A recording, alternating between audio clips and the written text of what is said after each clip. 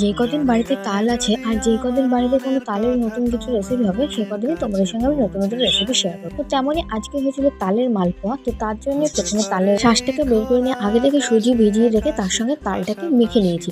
তো তারপরে এখানে দিয়েছি গমের আটা, ময়দা আর চালের গুঁড়ো আর পরিমাণ মতো নুন আর স্বাদ মতো চিনি দিয়ে খুব ভালো করে পরিমাণ মতো জল দিয়ে ভালো করে মেখে নেবে, কোনো যেন লাম্পস না থাকে।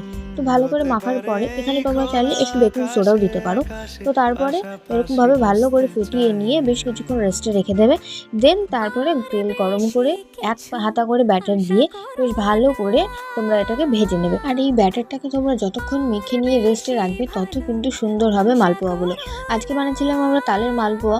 তো এই যে তারপরে তেল গরম করে এক হাতা করে ব্যাটার দিয়ে প্রথমে এরকম হবে, তারপরে কিন্তু উল্টি দিলেই বেশ দেখবে এই যে দেখো কি দারুণ হয়ে ফুলে উঠছে। তো এইভাবে বানিয়ে নাও। তো কেমন লাগলো অবশ্যই জানাও। টাটা।